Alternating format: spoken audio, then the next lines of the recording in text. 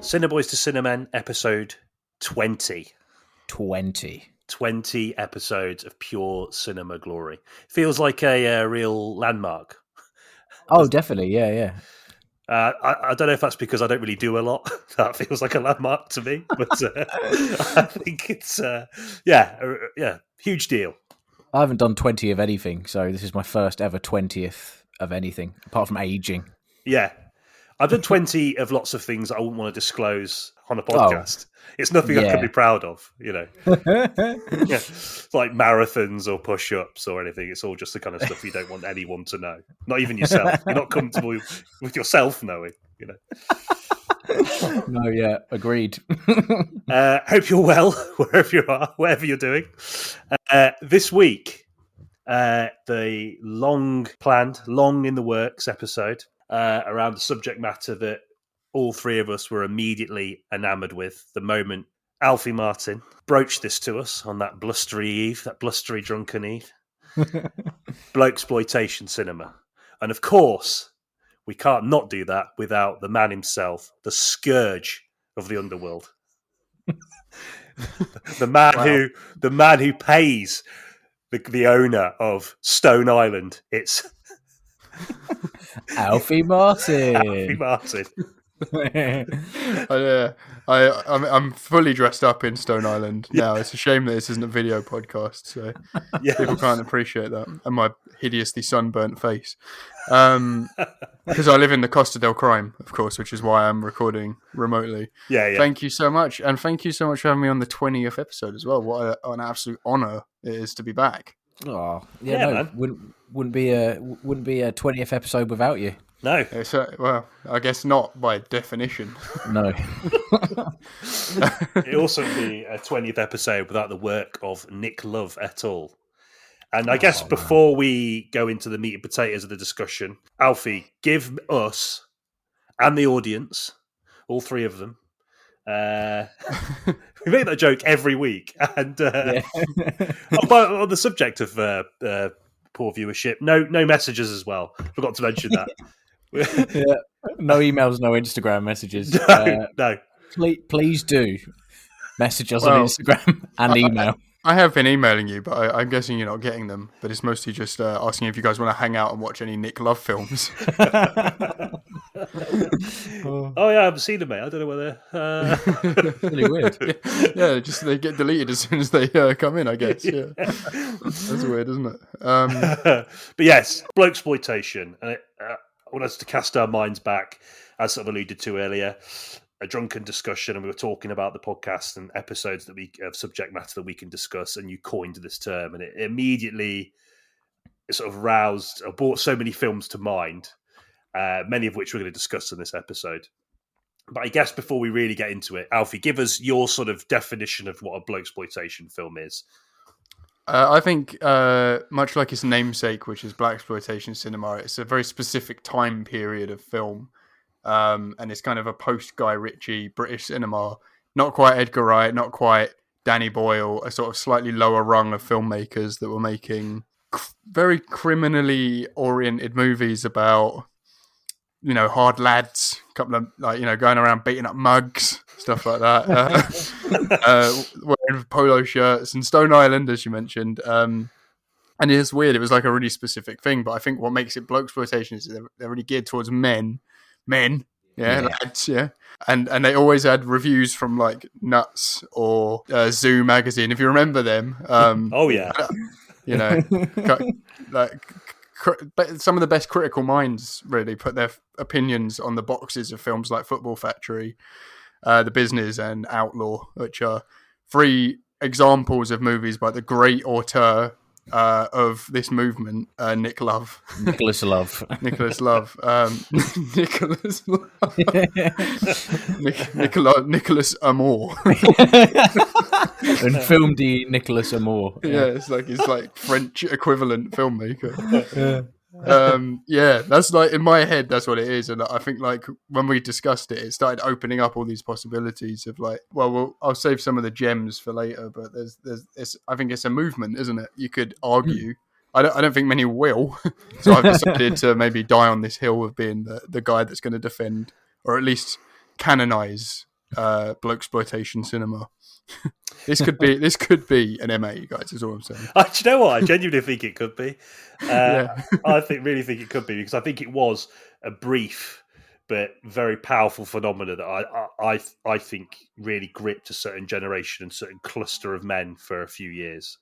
And I just think it's such a good opportunity to really get into that, why that is, and also sort of talk about some of the films that gave so many men like that a hard on, really.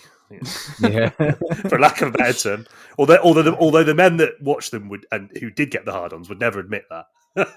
No, of course. they put a cushion like between their legs when they were like watching on the sofa. And it's like, can you get me a beer? No. They empty their half-eaten pot noodle and just put the plastic case around their erection. Yeah, Half-eaten Bombay bad boy without the sauce packet, of course. Of course, yeah. Just burning their crotch. Right. Anyway, let's get to it. Questing the cinematic void. I think, Ben, you maybe had a bit more of a categorized definition for this, and I'd be interested as the world's only preeminent scholar on Blokesploitation cinema. Interested to see what you've come up with. Okay, yeah. So I think the criteria for a Blokesploitation film should be as follows, right? Number 1, set in an urban or semi-urban area of the United Kingdom. Number 2, contain a predominantly male ensemble cast whose goals are centered around financial gain and /or the acquisition of credibility. Oh, Number 3, Amazing. right? Not only fails the Bechdel test with flying colours, so that's like, that's like a measure of how developed the representation of women in the film is. A female character has to speak to another female character about something other than a man at some point. But these films frequently, there's like no instance of a female character talking to another female character at all. Yeah. So it's like Bechdel plus, right? Yeah. And for number 4, which you alluded to in the intro, Alfie, the plot, visual, and musical style has to be partially or shamelessly inspired by a Guy Ritchie or, by extension, Martin Scorsese film. Yep, absolutely. Yeah. What do you think? What do you think of that criteria? I really like that. Yeah, I've got one movie that kind of, I think, like, maybe is an exception to the rule, which we'll get to later because we can look at it on that criteria. But okay, yeah. I think not because of its great female characters. I just want to establish that up front. And I just also wanted to say that you're absolutely right about that, because you could maybe change that definition to say that there is a token female character in it. Actually, yeah, in these kind of movies, yeah. because there's virtually no women in any of these movies. Yeah, no, that's great. I love it. I really love those categories. There's there's another element there, I think, as well. And I think we mentioned this before when we talked about Fast and Furious a couple of episodes ago. And I think it's all the more sort of pertinent with these films, particularly, is that everyone you hated in school loved these films. Oh yeah, do you know? Oh yeah. man, I think that's like the biggest. Yeah. And it was like, it's funny. I was talking to my friend Jan about it, and he said that he remembers being in a classroom and there were these kids he absolutely hated in his class, and they were talking about Football Factory and a scene in the film where a guy gets a Stanley knife out and he opens it and he goes, "Do you want to eat my friend Stanley?" And and they thought that was like fucking brilliant, the funniest joke, you know. And that's the sort of limit of their, you know, I mean, that's it. I mean, not so bitter about the people in school that were sort of largely athletically superior to me, but you know. but like these movies glorify a certain kind of culture, and obviously those young men were kind of, or boys were kind of adjacent to that. Yeah. I can distinctly remember like 5 kids sort of stood around basically saying about what ones they'd seen. Is like, yeah, I've seen Green Street, yeah, I've seen Football Factory, and like I've seen, like, you know, just like, what are you on about, mate? Like, they're shit films.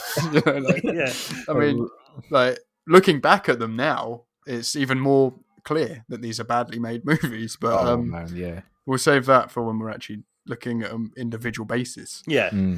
What do you think the sort of message is of films like these? What is it they're trying to convey? Because you mentioned this idea of of aping Scorsese, for example, who's working the gangster genre, at least at face value, somehow glamorizes it, but only in a way that seeks to sort of,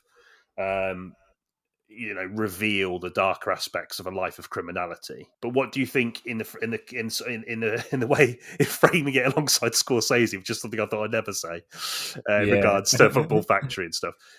What do you think the message is in terms of the way they frame this way of life? Is it something to be infatuated with or terrified of? What is the sort of aim?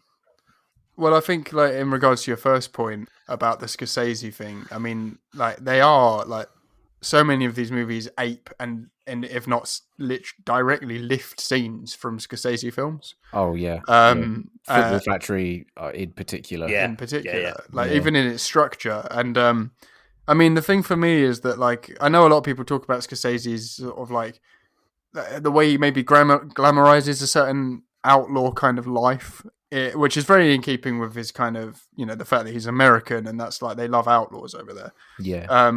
Maybe because it's close to home, the same process of kind of idolizing these awful characters just feels a lot less tasteful.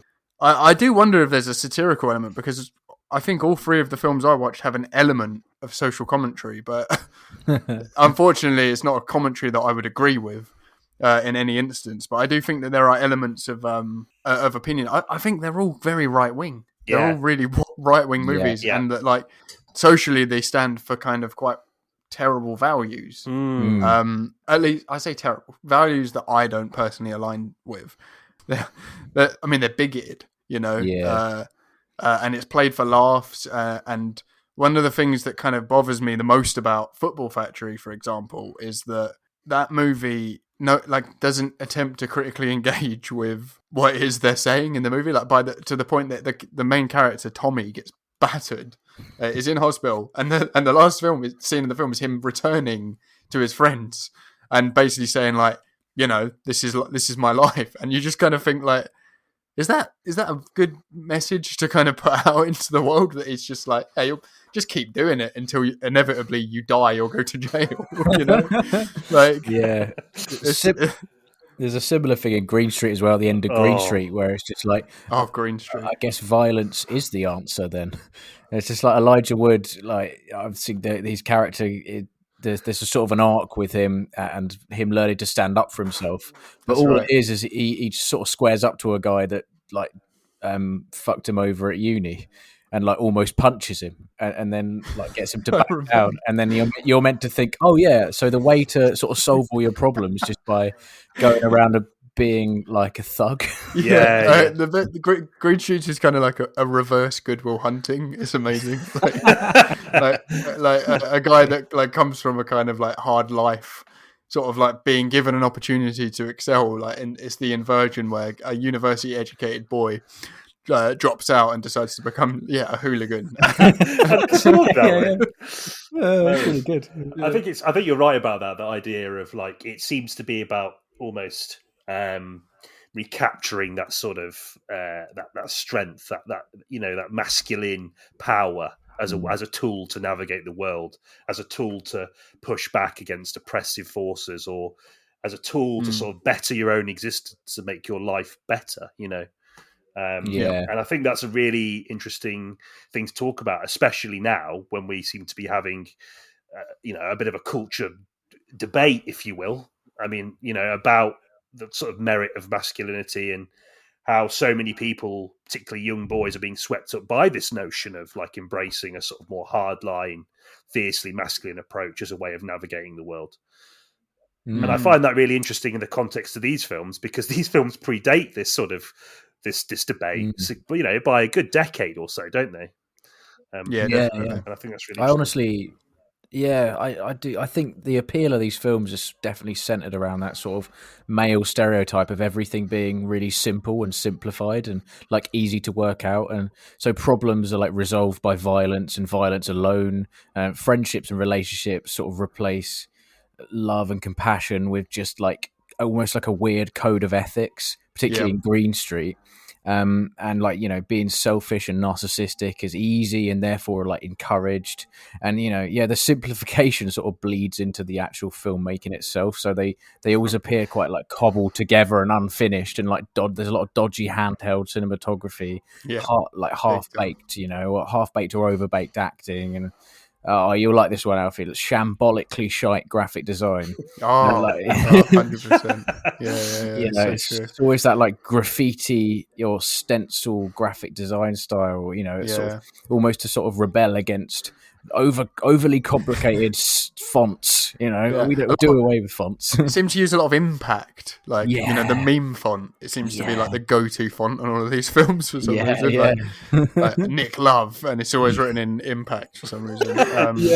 Even on the posters, and it's weird, but it definitely was like a movement. And I was talking about this earlier, trying to sort of like work out kind of when it ended, and like I sort of said something like, thankfully, you know, these aren't really mainstream anymore. But you're kind of right. It is mainstream again, and it's if anything, it's worse, because it's like people on social media basically just going around saying the kind of things that excellent characters such as Tommy or Frankie. Go on, give it to him. Yeah, both played by Danny Dyer there. Who, by the way, is like the fucking Kirk Douglas of Blokesploitation cinema. You know, he's the Melvin Van Peebles of this movement. It's insane. he is the figurehead. He is. Yeah. The trifecta is, I guess, Nick Love, Danny Dyer, and is it Elijah Wood? Is it? I mean, did Elijah Wood make Green Streets in order to kind of shed a bit of the kind of soft boy image he generated? I can't believe Lord of the Rings. I think you're right. Yeah. I can't believe he was in it. I remember, like, it was not that long after Lord of the Rings and the hype had started to recede. About 2 years. Yeah. It's just like I couldn't get out of my head him being a hobbit with watching the film. You've just gone from like talking about strawberries and cream with Samwise Gamgee to kicking the absolute shit out of a Millwall fan in a piss-soaked alleyway. Do you know what I mean? Like I can't quite wrap my head around that transition. Just goes to show how magnificent this medium is, that a guy could go from playing a fucking hobbit to go around going, I'm forever blowing bubbles, you fucker. Hey! You know, it's so weird. Do you think that there's like, you know, because like another thing is like we were talking about like the values of these movies and how none of them seem to really ever kind of challenge what they preach, I guess. It's like at the end there's no kind of like, well, you know, there's no pathos in short.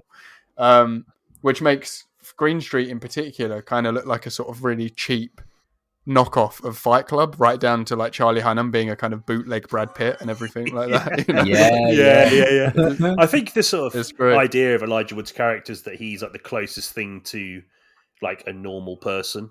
Do you know? And I think he's supposed to be the eyes into this world.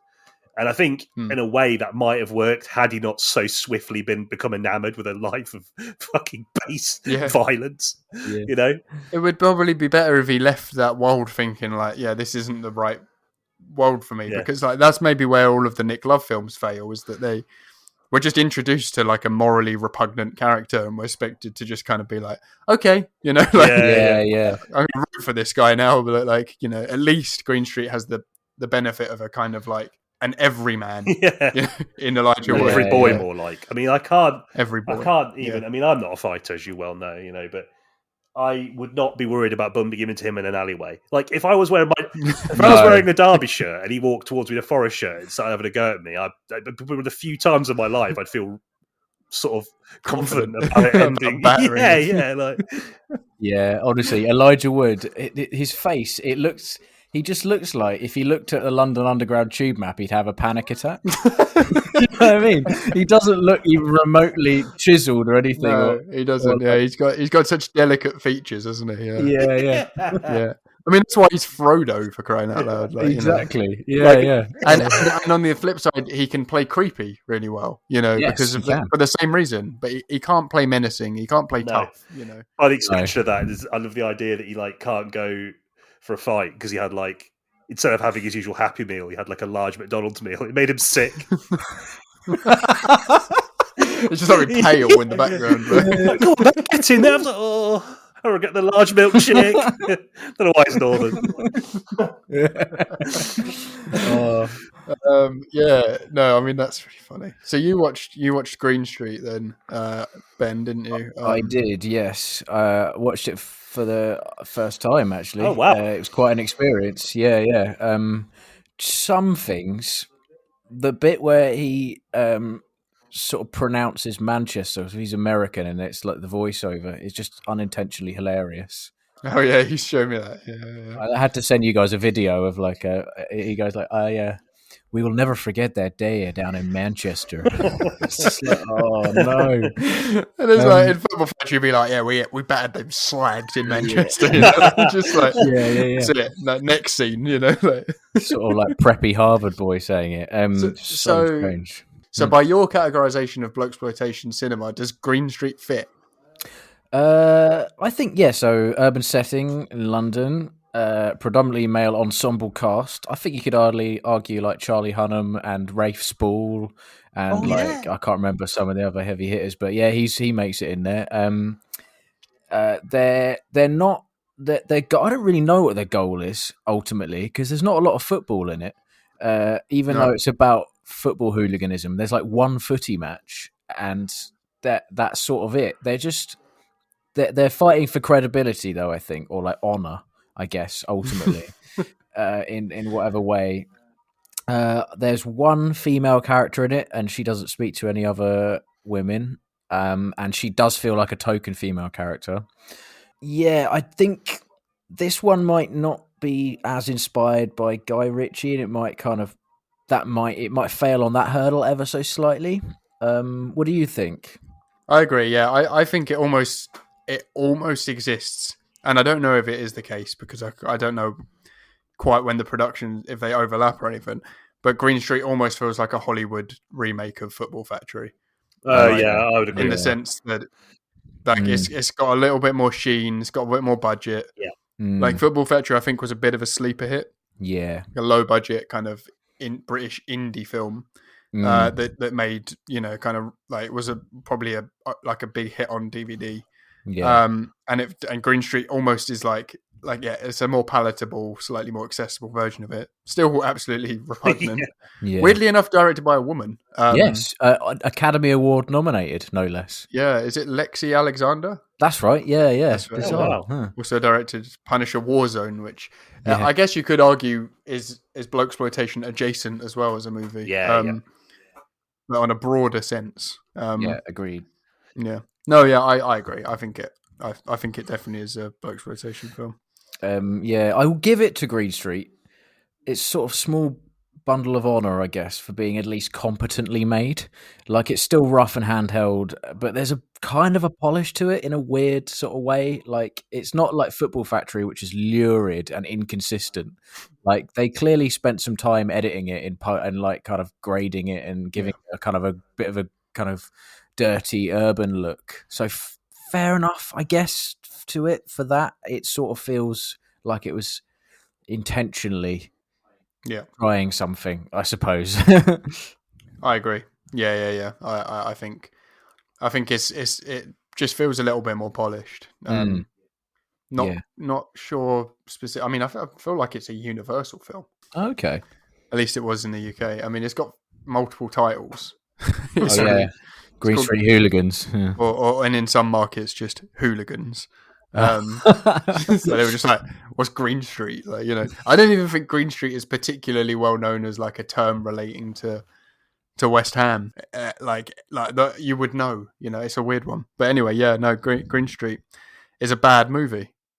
It is terrible. I think it's also responsible for, like, I obviously I know like football fans are a pretty bad rap anyway, but I think a lot of the way that products that are advertised through football or were advertised for a long time, particularly alcohol, were almost shot in a way that was reminiscent of Blokesploitation films. That's true. And it just makes me think, like, when I meet people that really don't like football and they don't like it for that reason, I can sort of completely see why. Because for a while, that sort of Blokesploitation, that advertising, oh, have a fucking lager, your missus is boring, have a beer, you know, all that sort of thing. Like, it was all, you know, all sort of tied together into this big fucking mass.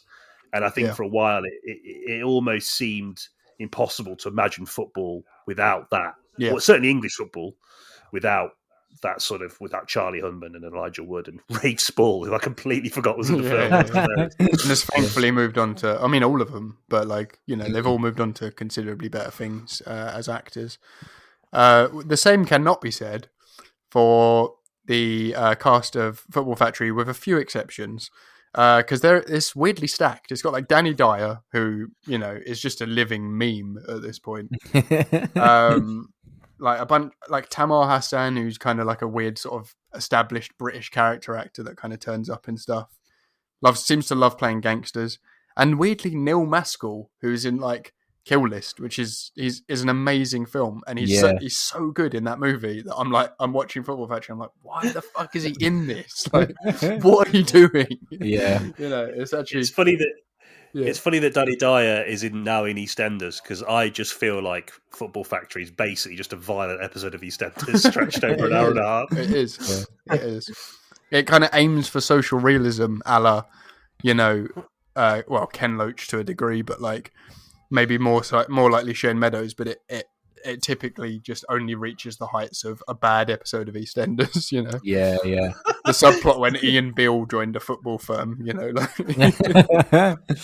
No, I would pay to see that. I would too. Yeah. I 100% would. Yeah, no, I mean, it's not good. Football Factory, I think, is probably the worst offender. Yeah. Just in how ubiquitous that movie was for a while, which makes it more annoying. But like, it literally, we were talking about it aping Scorsese. There's a scene quite early on in the Football Factory when they're in the pub, and one of them, like, there's this horrible character. I can't remember his name. Not Joe Pesci. It's sort of like a geezer version of him, isn't he? Yeah. And he kind of goes like this guy says something. He's like, "What about you, mate?" And he goes like, "You fucking what? You trying to mug me off?" And it goes on for about 3 minutes of him going like, mugging me off in front of my pals, and it's just like endless. And it's so obviously going to be like you think I'm funny, like a clown Joe Pesci scene from Goodfellas, where he's just like, "Oh, I had you then, didn't I? You fucking bellend," or whatever he says. It's just like, sorry, I've been influenced by his films. I'm swearing an awful lot, off-putting your audience. But no, they're used to our tirades, vulgar tirades. Yeah, yeah. This is anything. This is tame for you. Yeah, it is. Yeah. And it's literally the same fucking scene without any of the tension. And you just think like, why is it like he's like the guy's like 40. A big fat 40-year-old guy just going like to calling like a 20-year-old a muppet or something, and it's just like, why would they hang out with him at this point? Yeah. Like, it just doesn't make sense. I think it really speaks to that fantasy element, which I think is so appealing to these films about men breaking out from the confines of like a mediocre existence. Yeah. And I think it's particularly true. I remember we talked in our Canon Films episode about when we talked about Death Wish and the idea, the appeal of Death Wish being like appealing to a generation of men who are powerless and also feel like their way of life and their identity is under siege or under threat. And these films, the popularity of these films is them living this fantasy of fighting back. Yeah. And I think in particular of that scene where you're talking about that guy going, "Fucking hell, come on then." Yeah. Which I've never thought in the context of Joe Pesci Goodfellas, but it completely makes sense. Yeah. But like, it's that fantasy. It's living through that vicarious living through and liberating yourself for an hour and a half of all these things that you think are sort of out to get you and sort of fighting back without actually having to get off your sofa.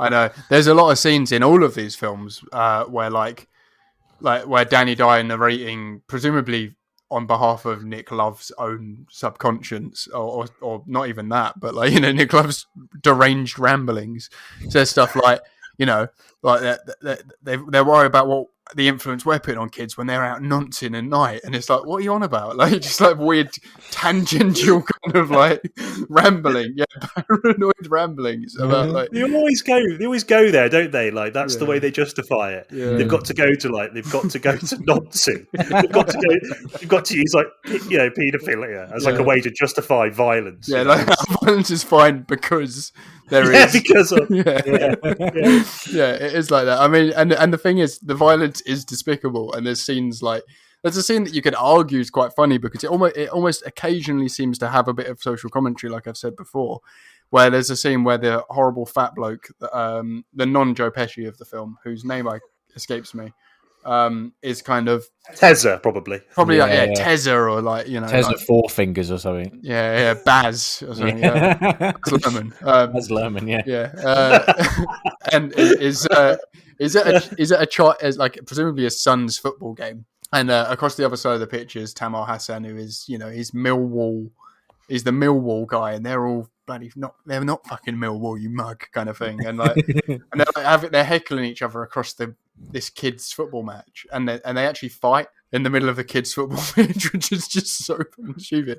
And it almost feels like it could be like a joke, like they're like the kids are there, like, oh, this is embarrassing, but it's so close to being a comedy, but it's like Nick Love believes it, like or something. Yeah. Do you think that, and this is a bit of a stretch away, but do you know like the way like Commando, like I think for a lot of men in like the 80s, like Commando was like, whoa, hard body, Reagan era sort of. Red Dawn's another one as well. Yeah. But like, I think upon the sort of reflection of that film, you know that film is just absolutely rife with homoerotic subtext. Yeah, and it's funny as well. And it is knowingly funny. Like obviously the intro with him like feeding the deer, and obviously Bennett wearing that, the mesh vest, the chief antagonist of the film, and the mustache. Like, and it's almost like there's this, working within the confines of the genre at the time, and duping everyone to thinking that it is achieving these aims of like championing this certain image that wants to be championed, but then years later it being clearly obvious. And I wonder if like in 20 or 30 years time, I very much doubt it in the case of Football Factory and Green Street, but I wonder if people are going to be doing the same thing and there's something we've missed when we watch these films. Like maybe Football Factory has a Bennett and we just haven't seen it yet, maybe. I mean, I did attempt to rewatch this movie with that, because last time I saw this film I was probably 12 or something, and like my mates at school were like, it's well good, and I was just there like, yeah, I love it, like, I just go home and like watch Beetlejuice instead, like, just try like, but I really tried to watch it with a critical eye and like think like, and that's what I mean, it feels like at points it is mocking itself, and then it kind of just, it doesn't give you the kind of, doesn't pull the rug out from under you. It never satisfyingly says, we are being tongue in cheek. It just, it too frequently rewards its characters for being monsters. And that is across the board, like in every Nick Love film as well. Yeah. That is actually true. Yeah. Maybe there is no Bennett. No. Unfortunately. There is a bit in it where Danny Dyer and his mate pull on a night out and go and have sex with try and have sex with these two girls. And there's a shot of both of them and both the doors are open. So there's something in that. Yeah, I don't know. In terms of like, kind of homoerotic content. It's probably just a framing device, to be honest. But like that scene is just like, that scene is almost like that one guy, who's sort of a serial liar, and every anecdote he's got is at very least sort of semi-embellished with like complete bollocks. That scene and like what happens afterwards is just like, because they wake up and they're getting threatened by one of the girl's brothers or something. That's right. Yeah, you just think like, this sounds like someone. When you're sort of 18 in sixth form and someone comes up to you and says, I've got a story for you. It sounds like that. Yeah, the movies are emotionally stunted. And I think that's why they're funny to watch now, because it's like, there is almost a sort of like a kind of, there is a humor that comes from the movies, but I do not think it's intentional. Well, if it is, then Nick Love is a fucking genius, basically. He's the greatest satirical mind of the late Blair era Britain. Which is another thing that they kind of frequently reference in the movie as they talk about Blair. There's a particularly disgusting scene in Football Factory where a taxi driver basically just like lists off a bunch of really awful racist talking points to like two old geezers in the back of the car. And it's all about like, it's literally like modern day Tory party manifesto, like asylum seekers and, like, our old veterans and all this kind of stuff. And even the old guys, they do get out of the car and they kind of go, what a wanker. Yeah, yeah, they do. But if you watch this, if you look at the YouTube comments of that scene, it's mostly people saying, "I actually agree with the taxi driver," and it's like, Oh man. So,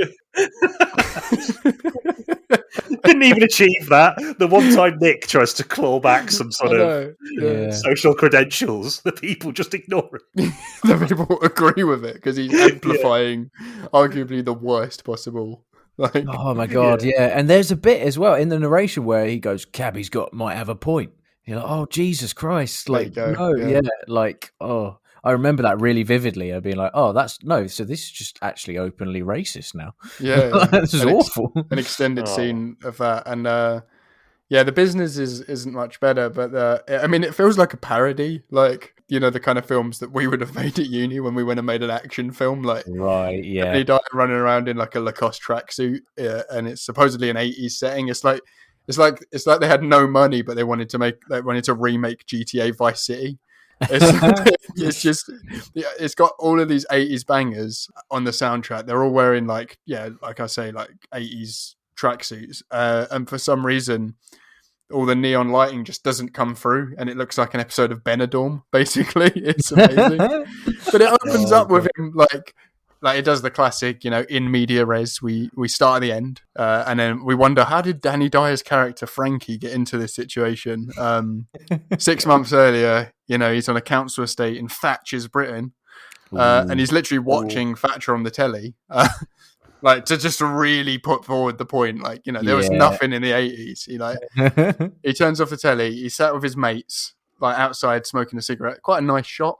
He looks up in the sky. A plane flies overhead, and the jet trail forms into the words. And I'm not joking. Forms into the words, "Be somebody." Oh no! In case you didn't get it, Danny Dyer 5 seconds later says, "I'm going to be somebody." By which he means he beats up his stepdad, and is flown out to Costa del Sol to work as a drug runner. So yeah, amazing. I mean, that's really what happens, isn't it? When you want to be someone. Yeah, you're going to be someone. Just going to be a middling criminal. Yeah. Back to your stepdad. Sorry.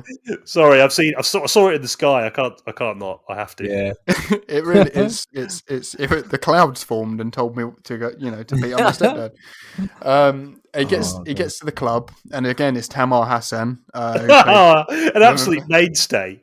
And he comes into the club, and Tamar Hassan's just at the bar, like grinning, and he comes around the corner, and I can't remember the song, but it's another like proper Vice City tune playing, one of the kind of slightly gay 80s ballads. And the way he looks at him, like he looks all kind of like, oh, he's there, and Tamar Hassan's like grinning, and you're like, it's really overright. It turns out Tamar Hassan is receiving head. Oh mate, I was going to try. I was thinking about making that joke. It's just what's happening. It's just what's happening. And he goes like, "Oh, get out of here!" Like to the lady again. This is the level of female representation in Nick Love's films. I thought you were going to say it was Danny Dyer doing it then for a second. I mean, it's so weird, but like that's just happening. Yeah, that's so bizarre. It's really, and the look on his face is just like a really kind of pleased with himself grin. It's really funny. It's just like, but anyway, by criteria, this movie is not set in a British urban environment. Ooh, yeah, okay. However, it was directed by Nick Love. Does have Danny Dyer in it, and it is about a man trying to be somebody, which is about as literal as it could be. Yeah. It also has the exact same ending as Football Factory, in that it's like a kind of freeze frame of everyone with the text, a kind of funny caption about what happens to everyone. Okay. Oh man, I'm adding this to my watch list. Yeah, you got to track this. That's incredible. But then you could argue that there's something to be said for like this sort of. It's almost like a new form of Britain's cultural colonialism that, like Danny Dyer just going over to Europe and just making it look shit. Yeah, it is. I mean, we already ruined Spain once. We didn't need to do it again. Yeah, exactly. That's taking a beautiful country and just going, nah, this needs a few more lads and slags. But much like how Green Street is is both an inverted Good Will Hunting and Fight Club, or shit remake of Fight Club without subtlety, The Business is like Sexy Beast, but without any of the things that make Sexy Beast a good movie. You know? Yeah. Yeah. Right down to the poster, actually. The posters are really similar. Yeah, they are. Involve a swimming pool, don't they? And like That's right. someone relaxing next to a swimming pool. Oh yeah. Yeah. Yeah. There you go. Yeah. And probably one of the worst portrayals of a woman in any of these movies in the love interest, if she can be called that. Wasn't the woman sucking off Tate Hassan, was it? Oh no, she's just a different woman that never comes back. There's one bit where there's like a gaggle of kind of middle-aged ladies in the nightclub, and as Danny Dyer walks past, by the way, Danny Dyer walks really weird. I can't not see it now. He's got such a weird walk. He's really uncertain when he walks. It's really funny. But I've seen too many films of his recently. I've gone insane, and like, yeah, the way Danny Dyer walks really makes me laugh, and I keep imagining that it's like a direction from Nick Love. to walk more like him. But anyway, he's walking through the club with his weird walk, and this lady just grabs his arm and says, "I'll give you £1,000 if you fuck me." and he just kind of goes like, "You think that's bad? Like, guess what? Guess what we found out next, or something." And it's just like, so, you know, some weird inconsequential bullshit happens, but it's such a weird film, man. It's like, it's such a mess, and it's just so badly made. But it's got like he rips off like the Scorsese, you know, the Edgar Wright quick transitions of like really tiny cuts of stuff. He does that a few times in it. It's like he's, you know, he learned that between making Football Factory and The Business, and just went overboard with it. But yeah. So yeah, there's definitely like a sort of attempt at homage, but doing it so ham-fistedly that it just becomes complete farce, unintentional farce. Yeah, I haven't actually seen The Business, but I kind of weirdly want to see it now. It has an unintentionally hilarious quality to it, in the same way at Football Factory. I think you could argue it's less reprehensible than Football Factory. That's not saying much. It's just it's maybe just, I don't know, something about Football Factory is just so distasteful, isn't it? But like this one's a little bit less disgusting, I guess. Yeah. And that's for a movie where one of the early scenes of the movie is Tamar Hassan being noshed off in a nightclub. So I was watching. I was just like I say, I didn't really finish any of these. I got to that scene and I was like, I'm just going to skip ahead for 10 minutes. I love if he did that, it was still him. To make some budget cuts, we had to extend the oral sex sequence. Yeah. Nick Love hotels to the demands of his producers once again. Yeah.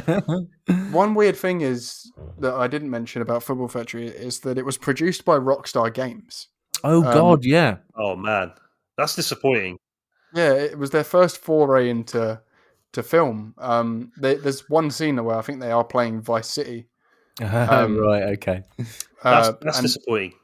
It is disappointing. I always kind of think you could see more satirical value in a Rockstar game, and presumably they saw something in Football Factory, I guess. I don't know. Do you know what though? Like, I mean, I think the relationship that people have, the vast majority of people have to the output of Nick Love is very similar to the relationship that people have with the output of Rockstar Games, in the sense I don't think the satire or a lot of the sort of like cultural touchstones in terms of the aesthetic of the films or the sort of narrative arcs in the games, I don't think a lot of those are noticed. I think people are just enveloping themselves in the fantasy of being a gangster or the fantasy of kicking the shit out of someone in a piss-soaked alleyway, you know, like I think, and that's something in a way that, thinking about it in that way, like it kind of suits Rockstar in a way, because as much as I have, you know, a lot of time in my sort of heart for classic GTA, I can't help but shake that I think they're losing their touch a little bit, and I wonder if it's because of stuff like that. Maybe. I think that association is bad, and I think that that you're absolutely right that like the audience doesn't necessarily pick up on the nuance, and maybe the script was better. I don't know. I mean, Football Factory is based on a book written by a kind of like quite a well-known kind of, not necessarily satirical, but a kind of deep cultural writer about Britain. He writes a lot about working class culture and stuff. And the fact that Football Factory of all films is based on a book is kind of mental to me. Because like they just picked up the book and just crossed out all the scenes where they like critically engaged with what they were doing and just like put in a few more swear words and a couple more scenes where Tamal Hassan gets notched off in a nightclub. Tell me that wasn't in the book. Yeah. I smell a Pulitzer Prize. Yeah, it's interesting. I think Rockstar Games, a lot of people don't get the sort of satirical nature of it, primarily because of the way it was, the way the media jumps on it. For being, obviously, they've got an age rating, but you get like 12-year-olds playing it and stuff, and it's considered, it's in the same vein as like Hitman or something, and like people think that it's influencing people in a bad way, and they don't see that side to them. And I think maybe it doesn't help that they produced the Football Factory, but again, maybe they did see a kind of a sort of semblance of satire in the screenplay, and then Nick Love just kind of stripped that away. Yeah, definitely. He, I mean, I don't know. Like there are elements of it being, like I say, critical, and maybe I think those elements of criticism probably only come from the fact that he obviously loves Martin Scorsese. Yeah, and Martin Scorsese's movies, if there are one thing, is deeply Catholic. Yeah, and he does believe that we will all atone at some point for our sins.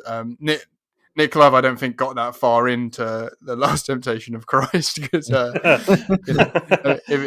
maybe we can expect his take on Last Temptation of Christ, because we've got Football Factory, which is his version of Goodfellas. The Business, which I guess if Football Factory is Goodfellas, makes The Business his Casino, basically a kind of a remake, or at least a retreading of similar subject matter, which makes Outlaw his Taxi Driver. His own admission on the DVD commentary of Danny Dyer, which is the best fucking thing in the world. Like, if you had any doubt that Nick Love was not an insane maniac that obviously just lives off of cocaine and really believes in all of the values that he puts in his films, listen to the commentary, because it's amazing. Oh, man. He basically just bemoans the critics for kind of calling the movie right-wing, when he basically says, like, what country are you living in? And then like talks about New Labour, to which Danny Dyer replies, slags. Oh, Jesus Christ. Yeah. And then sort of says about how Taxi Driver had bad reviews when it first came out, and that in years to come, when they make retrospectives on Danny Dyer's career, Law will be looked at as a masterpiece. Wow. And watching it now, I mean, this is basically the movie that the Daily Mail makes Britain look like. If you were to open the Daily Mail, that is what Outlaw looks like, basically. Right, yeah. The movie opens with Danny Dyer getting on the way to his wedding with his wife. The first line of the movie is, "We're getting married in an hour." He just, really? And then he gets in the car with his bride to be, and they presumably just drive to their wedding. But like, by all accounts, you kind of don't see the bride until you get married. So fuck knows what that's all about. That's bizarre. Yeah. Give it to Nick Love to break tradition. I know. Well, that's it. Maybe it's a warning to Danny Dyer's character. Bad luck. Yeah. Yeah. You're setting. You failed. You didn't follow the rules, and now you pay. He gets battered by, of course, a gang of horrible, like even more repugnant versions of characters from previous Nick Love films that pull up beside him and basically say, "Is that your wife? Are you marrying her?" Like they see a man and a woman dressed in like a suit and a dress in a car, and assume that they're on their way to get married and aren't already married, because this is Nick Love's world, and we all just live in it. And Danny Dyer says, "Yeah." And they say, do you mind if we smash your back doors in before you do? Jesus Christ. I know, it's really bad. And at this point, we realise there's something different about this version of Danny Dyer. He's a coward. he doesn't say anything, and his wife to be speaks up, and he drives away very quickly. And he said, "You shouldn't have said anything," and she says, "You should have." Anyway, they get followed, cornered, and he gets out of the car in order to try and reason with them, because obviously they just want to talk. Yeah. And they batter him, of course. At which point we cut to him instantly, covered in blood, with a gun, walking into the pub to find the guy. He goes up to him, and the guy turns around from a fruit machine, because of course he's at a fruit machine. And he puts the gun to his head, and he says, "Yeah, go on, do it." Danny Dyer doesn't. So he takes the gun and shoots Danny Dyer, at which point we find out it's a dream. It's a dream. It's like, all a dream? So did Danny Dyer get beaten up twice in a dream? I don't know. I genuinely don't know, because the editing is so mystifying. I don't know. It just cuts to him at a bar being sucked off by Tamer Hassan. Of course he does. I actually don't think he's in this one, and maybe that's why it doesn't work for me. That's it. Yeah. But it's a shaky cam nightmare. It really is. Oh my god, yeah. Football Factory was as well. Was it shot digitally?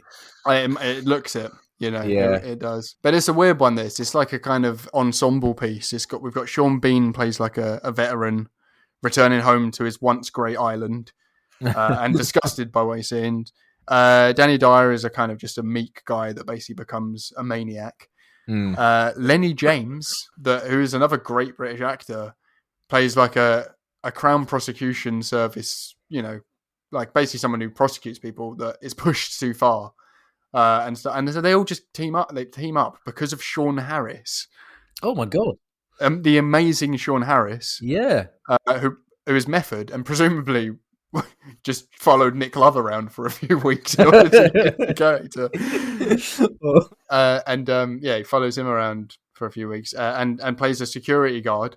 Very jingoistic. That basically inspires them all to become outlaws, where they go around, killing nonces and stuff. And it's it is basically, his taxi driver or his Death Wish or something. It's a weird It sounds just like Death Wish. It's very much Death Wish, yeah. Because there's a couple of characters in later Death Wish sequels. You've got the blonde woman, I think, in Death Wish 3, that's right. who ends up being a love interest, because of course. Yeah. Again, that sort of fucking like old white man fantasy stuff.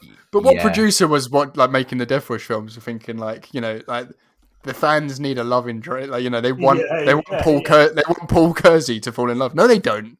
No, they want to see Paul Kersey's climax face.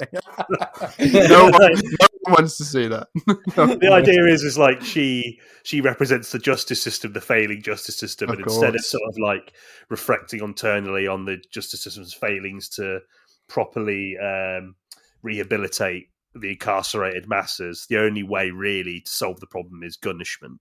So in that way, it seems bizarrely fitting that the comparison should be drawn between that and Death Wish, and that you've got Lenny James. Again, that is sad that he's in it. I know. Sean Harris. Yeah. Sean Harris. Bob Hoskins.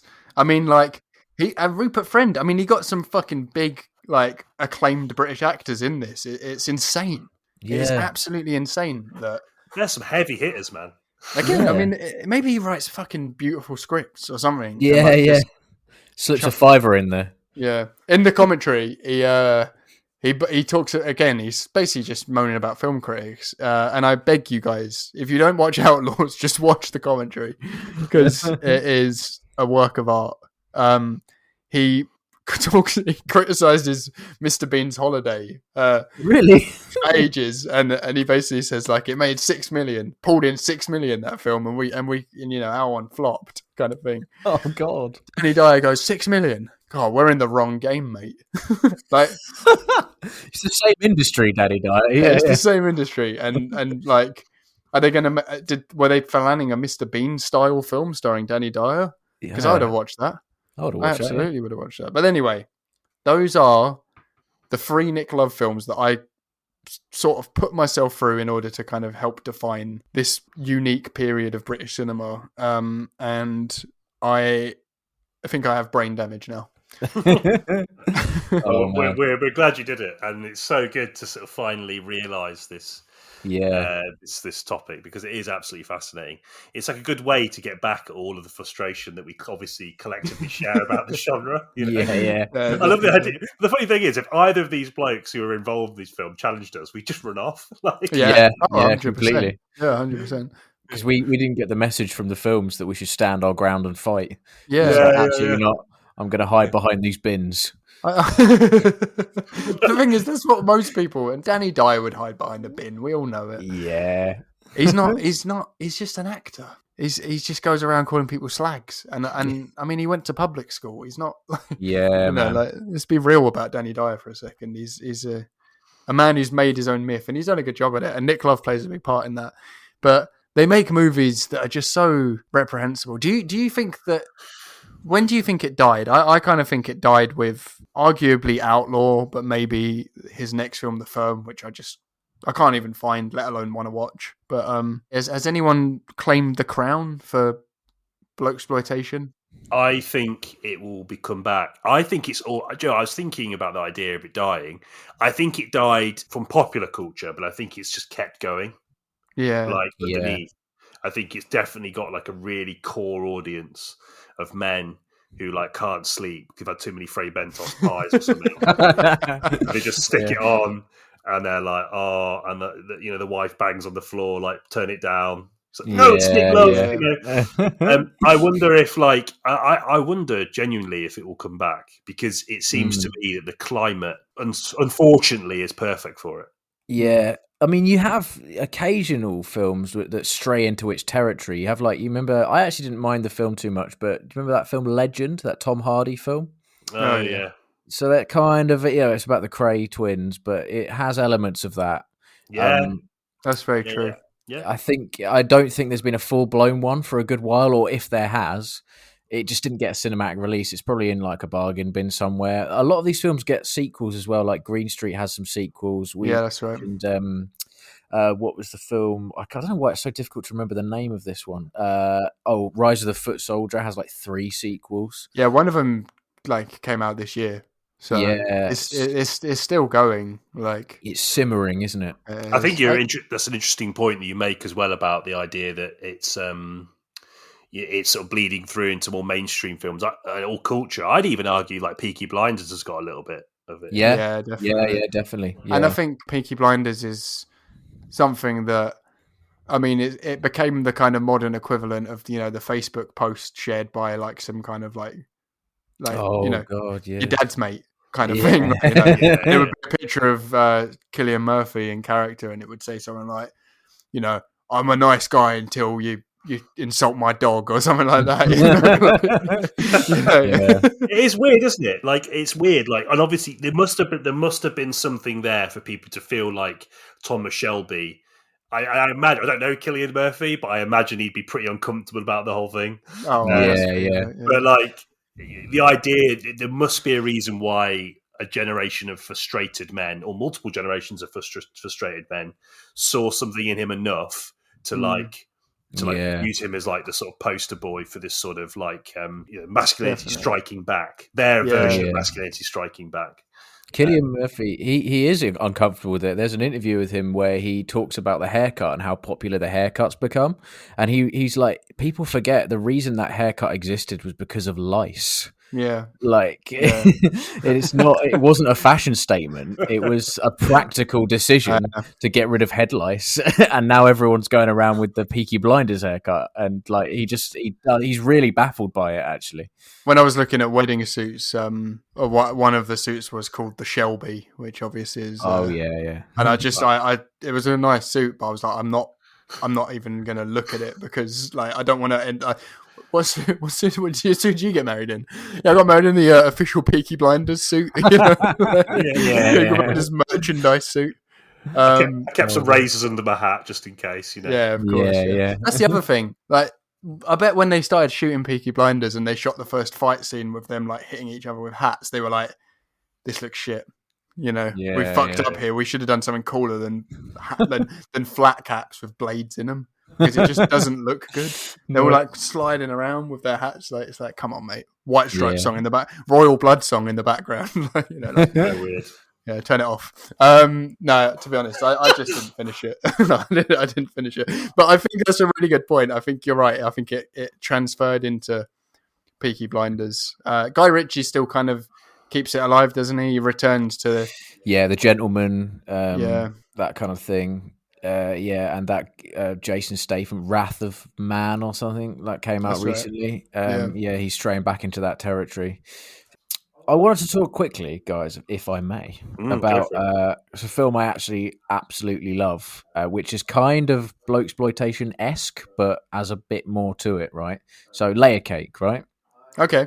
I love Layer Cake. I think Daniel Craig's character is like massively irritated by the sort of lowbrow nature of the criminals he's got to deal with, right? So, and these characters are essentially just characters from any other Blokesploitation film. Yeah. But Daniel Craig in that film constructs his personality to be like cool, calm, calculated, and sort of measured. So he knows in the real world nothing's simple, nothing's done easily. But yeah, he just adds a real sort of charm and charisma to what he could have been a bit of like a posh prick. Yeah. I don't know. There's something weird about Layer Cake. I just think it's everything. It has all the elements of a Blokesploitation film, and yet in my mind, it really isn't. Like it's sort of laughing at them at the same time. Like there's a bit. Remember that scene with Sienna Miller? She's like scantily clad Sienna Miller.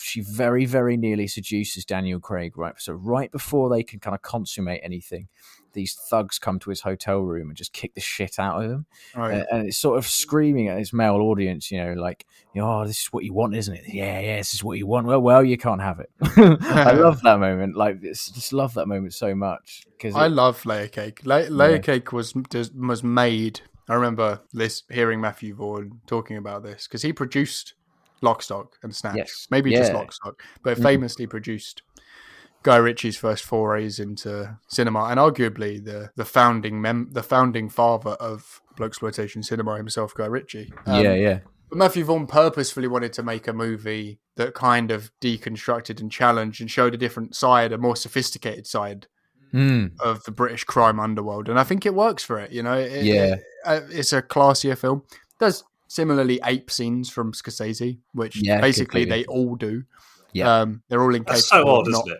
It is odd, yeah. It is odd. Yeah, I mean, I love Scorsese, I really do, but I'm at the point in my life where I kind of prefer his non-gangster films, like Kundun. No, I've never seen Kundun, but oh man, yeah. My favorite scene in Layer Cake, which sort of sums up what you're saying just there, Alfie, is the bit where so there's a classic Blokesploitation setup in that they steal a bunch of drugs from Amsterdam, some like ecstasy pills, and they think they're worth 5 million easy. And so they go to Daniel Craig, who's like the sort of middleman, and he's screaming at them like, just, it doesn't work like that. Like, we have to find people, we have to find buyers. It's hard work. And he's like, oh, you give a fucking aspirin a headache, mate.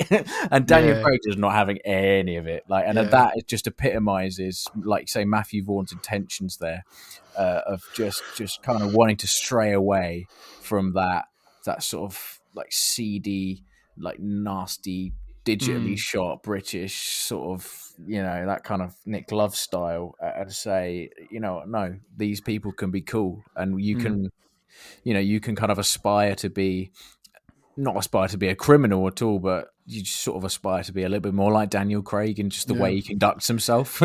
And ultimately, crime doesn't pay in that movie, does it? Like, No. Like where Nick Love is too sympathetic to his characters, Matthew Vaughn very much kind of gives us exactly what we would expect to happen to someone that lives a life like that. Daniel Craig doesn't win. That's the thing. Exactly. Yeah. He's trying to get out, isn't he? And he sort of fails to do that. He fails to drive off into the sunset. It's great. Yeah, just thought it was worth a mention. Always love talking about Layer Cake. I think it's a good thing to mention, especially in that I really like the idea, you guys, because it's sort of given me a new sense of enthusiasm for that film, because I don't really remember it that fondly for some reason, so I might give it another go. But I like the idea of the idea that realism shatters fantasy. Like that idea. That idea that you actually know you do have to put the hard yards in. If you're going to sell these drugs, you've got to. Oh, by the way, you're going to get your head kicked, and it's not that fun getting your head kicked, or you're not going to get out because crime doesn't pay.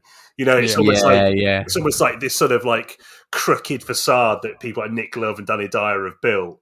It's like Matthew Vaughan just comes and takes a couple of the blocks out, and it all just falls. Yeah. It's basically like saying to you, like, don't put all your eggs in this basket necessarily, fellas. You know what I mean? Like, yeah, definitely. That's spot on, and I think it ticks all your boxes of a criteria for these kind of films, but it does. Yeah, but most importantly, it just criticizes it a little bit, and I think the problem with most of these movies is that they are designed for people that don't critically engage with the films, even Snatch and Lock, Stock, and I mean, I really like Lock, Stock. I think that's a solid film. I'm not a fan of Snatch personally. I think it's basically just a sort of like lukewarm version of Pulp Fiction, and the most redeeming thing about it is Brad Pitt attempts an Irish accent.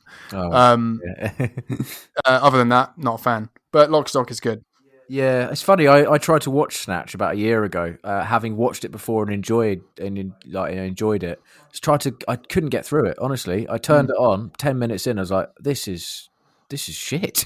Like, I really, really, really didn't like it the second time. I don't know. Maybe 10 years time, I'll watch it again, see what happens. Yeah, I'll try the same with Football Factory as well. Yeah. I do it every year. Every Christmas. Yeah, that's every Christmas. Yeah. You know that movement for like Die Hard as a Christmas movie? Do you think there's a tenuous argument to make the Football Factory as a Christmas movie? Yeah. There's no football at Christmas. We all know that. No, it's a mess. And I think maybe like my assessment of this actually now with retrospect is that this movement was dead on arrival because of the work of people like Guy Ritchie and then latterly Matthew Vaughn. I mean, that came out. Layer Cake came out in what, 2004? That's right. Yeah. Football Factory came out in 2004. Yeah. So straight away, dead on arrival. A movie that apes and worships the kind of ground that came before it, and a movie that aims to sort of deconstruct the very same ground. Yeah. Only one of those is going to stand up and be relevant.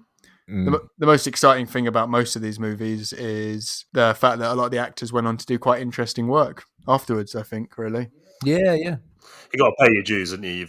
A lot of these actors probably would just like get through this fucking shit, and then we can, then I can go and play Othello. Yeah. Well, I think Ben Wheatley, technically his first film, and arguably Kill List as well, could be called Blokesploitation adjacent. Yeah. I agree with that. Agreed. Down Terrace 100% is a British gangster film, isn't it? Like, yeah. I should have rewatched that for this because I think that would have been a good one. We'll have to save that for part 2. Yeah. The Reckoning, the revisit, the bloqueissance. I don't know. But I think you're right. I think we sort of alluded to this, didn't we, when we were sort of like structuring at the sort of flow of this conversation. Yeah, Ben Wheatley came up a couple of times as someone that is sort of carrying the torch, but again in that subversive way. Like if we think about Kill List, it's sort of like taking these character archetypes and dragging them through real horror. Yes, and actually, completely. Also not just the horror of the sort of the culty stuff at the end, spoilers, but but the dinner sequence, and just shows how loveless and difficult and ultimately depressing their lives really, really are. And I think the camaraderie of pugilism in sort of like Green Street and Football Factory, if you're that way inclined, is enough to make you sort of ignore that or paper over the cracks of the fact these are loveless, horrible relationships. But you could ignore it for some reason because Nick Love, to his credit, managed to make it seem all really honourable, like they're knights. But in the case of Ben Wheatley, I think the strongest sort of satirical element, if we can call it satirical, is in the sort of the loveless, sort of just fucking grey nature of the relationships, and that everything just seems hollow and bleak. And absolutely, no matter what these characters do to try and elevate themselves, be it through like the fiscal reward that the character seeks and why he takes on the hitman job, it's never going to be enough. It's never going to save him from this situation he's in, because he has enveloped himself in the sort of the philosophy of these kinds of individuals that seem to be, they're dogged British culture for like a decade.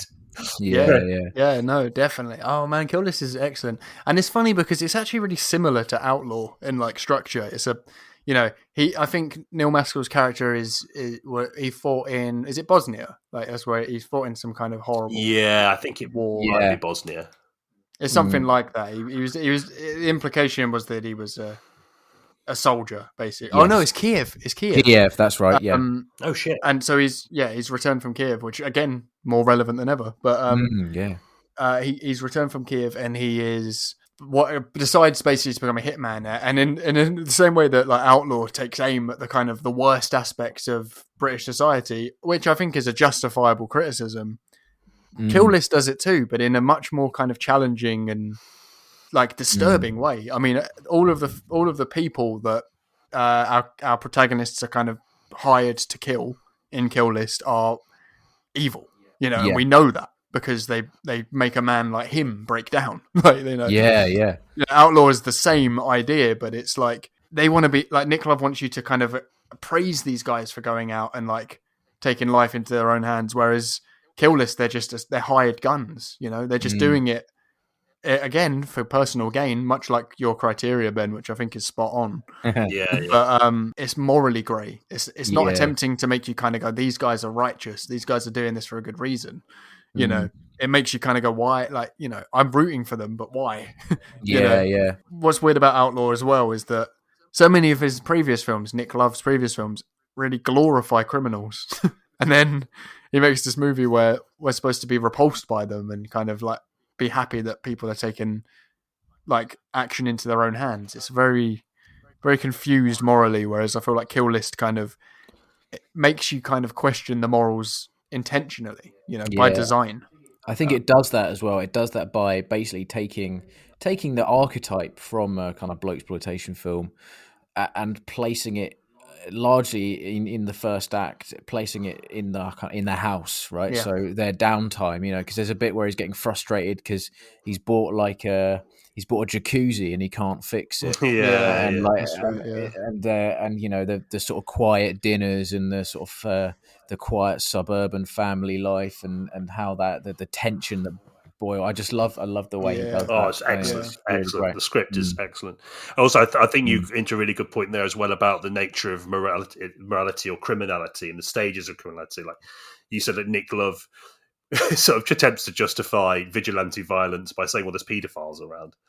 And it's the same. It's the same thing that Ben Wheatley does a similar thing, but in a more horrendous and visceral way. In the sense that the character outwardly confronts. He confronts, he sees it for his own eyes, doesn't he? And that's right. And that is one of the most, obviously there's so many fucking disturbing scenes in that film, but it really sort of brings to light those things you were saying earlier about the sort of the attempts to justify violence on the basis of this sort of like hierarchy of horror, this criminality. And I don't know, like it's really interesting. God, the parallels are actually there's quite a few. I think it's intentional. I think Ben Wheatley is a different breed of filmmaker, much like Matthew Vaughn and even Guy Ritchie, and I don't think it's fair to completely write off Nick Love because he is a rare example of a working class British filmmaker that's kind of, sustained a pretty decent career. And I think that's an admirable trait. But it is important to critically engage with the things that you're going to do, especially if you're going to do themes as difficult and disturbing as the ones that Nick Love does, but he handles them with kid gloves, whereas Nick Love's kid gloves. Didn't remember that. Whereas Ben Wheatley kind of, he really wants you to ponder on it, and I think as a result, he demolishes the bedrock of Blokesploitation cinema to give you something more rewarding because he has the same touchstones as Nick Love. He's maybe less endeared to Martin Scorsese. I mean, he probably does like him watching Free Fire. I think he almost certainly does, but. He obviously has the same drawing of kind of British social realism, particularly Mike Leigh and filmmakers like that. They use some of the same cast members. That's true. They're both British filmmakers that obviously kind of have come out from a sort of particular era of filmmaking where there was money to be spent on films. Unfortunately, most of those movies were about gangsters and hooligans. I think Ben Wheatley just has more command, though, doesn't he? I think he has more command, and his intentions are purer. And he obviously is someone. I mean, not to like you say. I mean, you don't want to rag on Nick Love. I mean, again, it's rare to see a working class filmmaker in any country, making stuff. So I think that has to be commended. But I just think that his command of his influences, and everything he does, it's so, like you say, there is a more sort of there's an inherent childishness to the way he approaches things. I think it's probably more deliberate in the sense that there's a simplicity that you mentioned earlier, which appeases that straight to DVD. Whereas Ben Wheatley, like you say, I love that thing you said about him smashing the sort of foundational work of that genre. No, I love that. I love that we've managed to find some kind of, some diamonds in the rough of this kind of specific era of cinema as well. Yeah. I guess you could argue is 1999, but I'm going to say 2004. Up till about 2012, which was when Nick Love made his last kind of big British film, The Sweeney, a remake of a 70s cop show. Oh yeah, with Ray Winston. And Plan B, the musician, weirdly enough. That one actually, like, in terms of aesthetics, it's like his best looking film. Like, it looks really neat, and like they obviously, like, digital cameras had kind of caught up with Nick Love's vision by that point. His vision was just it was ahead of its time. Just aggressively shake the camera. Vision, I think. But there are gems in there, and that's the framework for it. And fuck, I mean, even Bronson kind of fits that category. I was thinking about that earlier, actually. I was going to mention Bronson. Primarily because the poster looks a little bit like the Football Factory. It's got that stenciled artwork. I wonder if that was deliberate as well, because even though Refn at that time was obviously, he's experimenting, certainly in terms of his form and his style, I wonder how effective it was a marketing move to sort of tag it along with those kinds of films. I would love to see their reaction, the same people at the Football Factory coming out of the cinema after they watched Bronson. I would love to know what they would sort of say. I wonder too, because that movie is really weird, isn't it? And has like extended kind of like dream sequences in it and stuff, and like moments where he's like dressed as like a kind of vaudeville clown. In the audience. I kind of wish that Legend, you mentioned that earlier, had been made with that same amount of kind of critical depth. I think it would have probably made the movie a bit better for me, because I didn't like it at all. It's a bit of a hagiography, and I do not think that those villains should have been in any way lionized. Which is maybe why Bronson's a better film for me. But agree. Yeah, that's my Sorry, I'll get off my soapbox now. No, but thank you, for allowing me to come on here and just like chalk out a weird kind of horrible conspiracy theorists pinboard of like points about British cinema and a particular movement, because it is fascinating. That, it really is. This was a real movement for a bit, Yeah, man, and it's been a real honour to have you on here talking about it, and it's been a way in which we can frequently talk about Tamer Hassan and fellatio. If anything, people need to take that at least. I reckon that should be the shot that you use for the artwork. You know what? It's him with his like serene expression. It's definitely maybe this is what is going to bring the emails in. Danny is mentioning this more. We should mention it every single episode. And, hordes of correspondence. We should get Tamer Hassan as a guest, but throughout the interview we have to insist he sucks on ice lollies the whole time.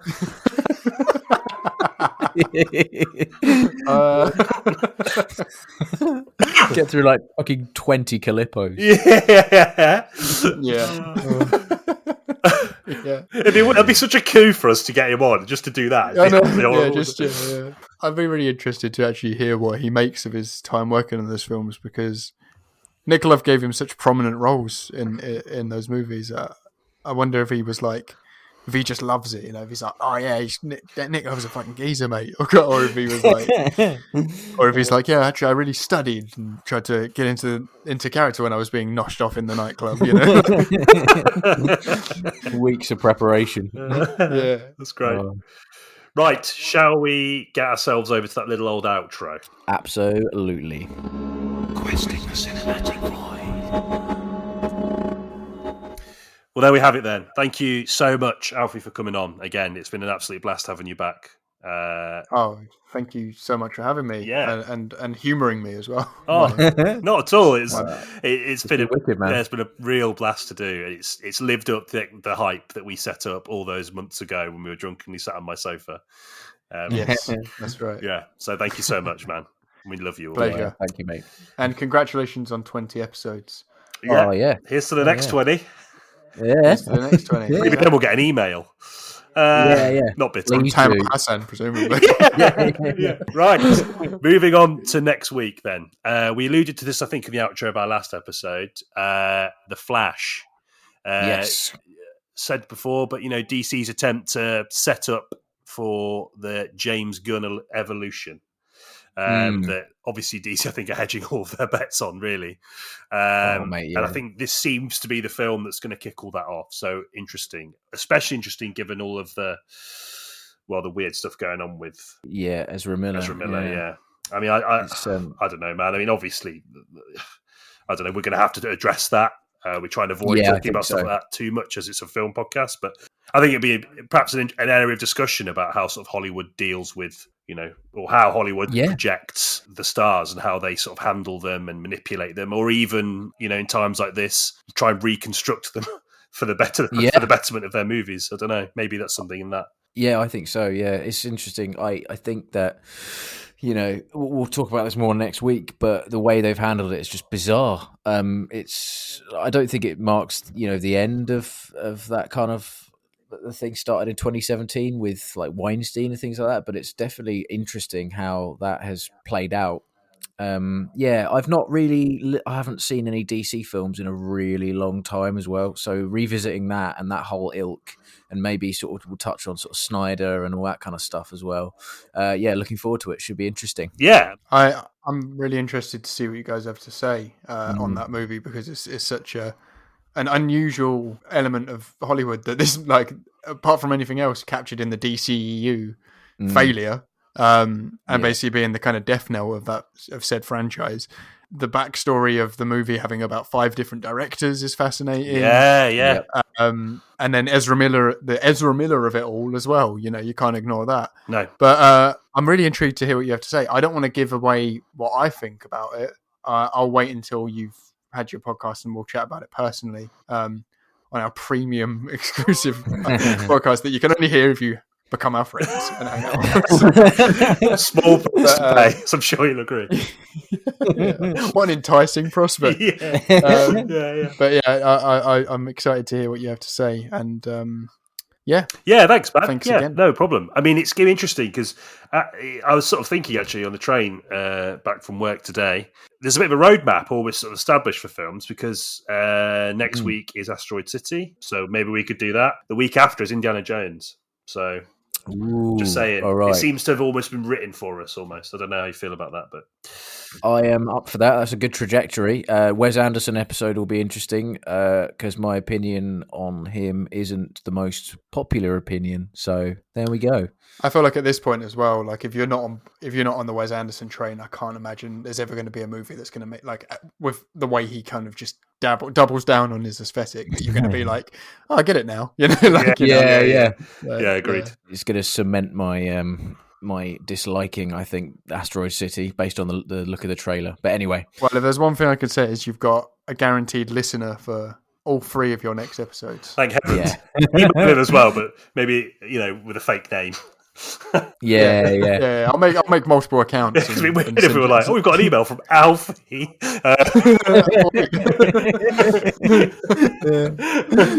Maybe be an email from Alfie as Tamer Hassan. Yeah. Just, I'll write a load of emails saying, bring back that handsome stud that was on my 2 favourite episodes, that being Fablemans and Blokesploitation. Right, in the meantime, enjoy this episode, enjoy our 19 others, that's 20 now, and we'll be in your ears again soon. Love you lots, see you later. See ya. Bye.